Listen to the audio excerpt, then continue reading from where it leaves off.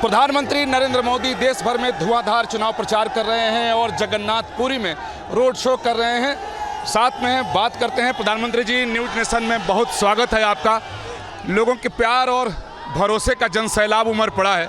मेरा पहला सवाल है कि इस चुनाव में सबसे बड़ा जो नारा है वो 400 पार का है और विपक्ष ने हथियार बना लिया है कि आप संविधान ही बदल देंगे इतने बड़े मैंडेट के बाद। ये नारा नहीं है, ये 140 करोड़ देशवासियों का संकल्प है और ये संकल्प को देशवासी जी रहे हैं। इस संकल्प को पार करने के लिए स्वयं देशवासी, देश के मतदाता पूरे चुनाव का नेतृत्व कर रहे हैं। कभी किसी ने सोचा है कि सुबह 7 बजे से हजारों लोगों की भीड़ पूरी में देशवासियों की आशा पूरी करने के लिए जो जन सैलाब मैं देख रहा हूँ, इसे साफ साफ लगता है। और जब आप तो न्यूज़ नेशन वाले हैं और हम नेशन फर्स्ट वाले हैं, तो हम तो नेशन फर्स्ट के लिए काम करने वाले लोग हैं। मेरा सवाल है कि पिछले 10 वर्षों में देश का आर्थिक उन्नयन हुआ है, राजनीतिक परिस्थिति बदली है और एक धार्मिक पुनर्जागरण सा देखने को मिल रहा है कि राम मंदिर बना, काशी कॉरिडोर, महाकाल कॉरिडोर, बाबा केदार का निर्माण। क्या यही वजह है कि आपके ऊपर व्यक्तिगत हमले किए जा रहे हैं और आप पर धर्म की राजनीति करने का आरोप लगाया जा रहा है? ये मैं समझता हूँ कि गहरा विषय नहीं है। ऐसे ऊपर चलना आप लोग या तो जो भी लोग बात करते हैं कर रहे हैं। सरदार वल्लभ भाई पटेल ने, जिसने देश को एक किया, हमने दुनिया का सबसे बड़ा स्टैच्यू बनाया, स्टैच्यू ऑफ यूनिटी। बाबा साहब आम्बेडकर, जिसने संविधान को बहुत बड़ी ताकत दी, हमने उनके पंचतीर्थ बनाई है। महात्मा गांधी की दांडी यात्रा, दांडी को इतने दिनों तक भुला दिया गया था, हमने दांडी में भव्य स्मारक बनाया। हमने बाबा साहब आम्बेडकर के पंचतीर्थ बनाए। मैं मानता हूं कि हमारे देश में 140 करोड़ देशवासी ऐसे हैं जिनके मन में इच्छा रहती है कि कभी 4 धाम यात्रा करनी है, कभी 12 ज्योतिर्लिंग जाना है, कभी माँ को गंगा में स्नान कराने के लिए जाना है। ये भारत के नागरिकों के हक है कि उनको व्यवस्था मिले। अगर वो जगन्नाथ जी में आते हैं तो उसको अच्छी रहने की व्यवस्था मिले, अच्छा खाने का प्रबंध मिले, उसको कनेक्टिविटी मिले, उसको इंटरनेट कनेक्टिविटी मिले, उसको अच्छे साफ सुथरे टॉयलेट मिले। क्या हिंदुस्तान के नागरिकों को ये हक नहीं है क्या? 75 साल तक भारत के कोटि कोटि नागरिकों की आस्थाओं को जूते मारे गए हैं, अपमानित किया गया है, उनको अपने नसीब पर छोड़ दिया गया है। मोदी उस दुनिया से निकल करके आया है। मेरे मन में दर्द था, जो इस देश के मालिक हैं, जो इस देश को चलाने के लिए टैक्स दे रहे हैं, उनको एक टॉयलेट नहीं मिलेगा, उनको अच्छी जगह पर सोने की जगह नहीं मिलेगी, क्योंकि वो भगवान के दरबार में जा रहा है, परेशान हो जाए।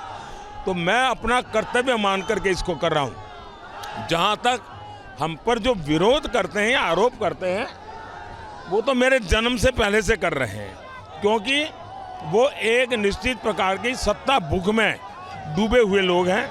वो मानते हैं कि उनकी प्राइवेट प्रॉपर्टी है, इनकी फैमिली की प्रॉपर्टी है। ये देश के संविधान को नहीं मानते, देश के लोकतंत्र को नहीं मानते, देश के मतदाताओं की ताकत को नहीं मानते हैं और इसलिए वो गाली गलौज करते हैं।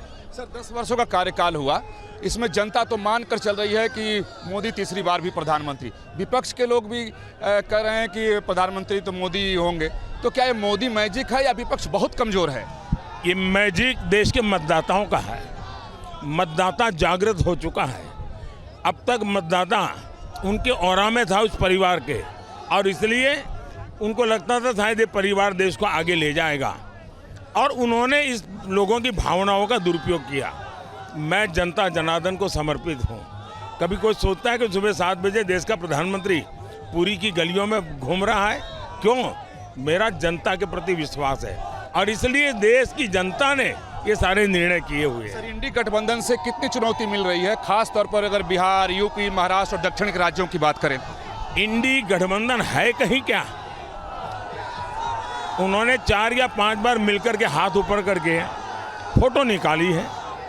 क्या इंडी गठबंधन का कोई नेतृत्व है क्या? इंडी गठबंधन की कोई कैंपेन कमेटी है क्या? इंडी गठबंधन का कोई इलेक्शन जीतने का विजन है क्या?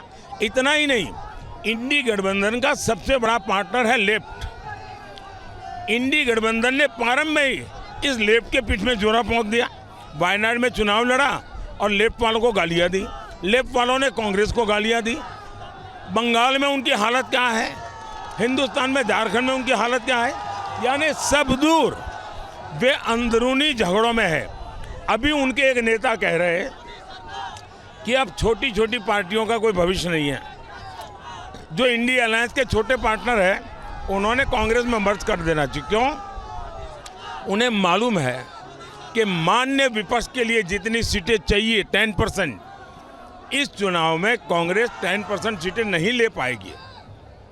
तो मान्य विपक्ष बनने के लिए वो सभी छोटी छोटी पार्टियों को मर्जर करना चाहते हैं ताकि जो कुछ नंबर कम पड़ जाए तो अगर पूरा हो जाए। ये इनकी हालत है। सर, उड़ीसा में गठबंधन नहीं हो सका, अलायंस नहीं हो सका, अगर होता तो क्या नतीजे कुछ और होते? देखिए, उड़ीसा का विषय निकाला, उड़ीसा के नागरिकों के मन में एक बहुत बड़ा सवाल है कि जिस व्यक्ति को बीजू बाबू के बेटे होने के नाते और पढ़े लिखे थे, तो बड़ी आशा अपेक्षा के साथ 3 दशक से उनके नेतृत्व को स्वीकार किया। हर एक की उम्र होती है, मेरी भी होगी, नवीन बाबू की होगी, लेकिन दुख लोगों को इस बात का है कि पिछले कुछ वर्षों से उड़ीसा को नवीन बाबू नहीं चला रहे हैं। एक कुछ लोगों का कुनबा है, उन्होंने सीएम हाउस पर कब्जा कर लिया है। उनकी इच्छा के विरुद्ध कुछ नहीं होता है और वे नवीन बाबू का उपयोग करते हैं। नवीन बाबू को भी अच्छा होता कोई उड़िया व्यक्ति को अपनी विरासत देने के लिए तैयारी करते, जो उड़िया भाषा से जुड़ा हुआ हो, उड़िया अस्मिता से जुड़ा हुआ हो, उड़िया के जनजीवन से पला बढ़ा हो। लेकिन अब वो आउटसोर्स कर रहे हैं, अन्य भाषाभाषी अन्य राज्य के व्यक्तियों के भरोसे उड़ीसा सुपुर्द करना है। तो उड़ीसा एक स्वाभिमानी प्रजा है। उड़ीसा के लोगों ने सदियों से स्वाभिमान की लड़ाई लड़ी है। हिंदुस्तान का उड़िया ने नेतृत्व किया हुआ है। ऐसे लोग दोबारा किसी की गुलामी उनको मंजूर नहीं है। वो नवीन बाबू के लिए सब कुछ करने के लिए तैयार है, लेकिन नवीन बाबू ने जिनको विरासत देना तय किया है उनके लिए रत्ती भर भी उड़िया लोग कुछ करने को तैयार नहीं है। और इसलिए उन्होंने तय किया है कि उड़िया अस्मिता के लिए, उड़िया स्वाभिमान के लिए, उड़िया के उज्जवल भविष्य के लिए बहुत बड़े परिवर्तन की आवश्यकता है। और ये चुनाव उड़ीसा में परिवर्तन का है। ये चुनाव दिल्ली में पूरे सामर्थ्य देने का चुनाव है। बहुत धन्यवाद, आपने न्यूज़ नेशन बहुत को बहुत टाइम धन्यवाद। दिया। प्रधानमंत्री नरेंद्र मोदी ने न्यूज़ नेशन के सभी सवालों का बड़ी बेबाकी से जवाब दिया और पूरे आत्मविश्वास में प्रधानमंत्री ने कहा कि 2024 में एक बार प्रचंड बहुमत से फिर सरकार उनकी बनने जा रही है। और इस तस्वीर को दिखाने की कोशिश करते हैं कि प्रधानमंत्री के साथ जो ये महिलाएं चल रही हैं, उनके रोड शो में लगातार उसी तरीके की भीड़ है और प्रधानमंत्री का काफिला अब आगे बढ़ गया है। वीडियो जर्नलिस्ट राकेश रावत के साथ विकास चंद्र।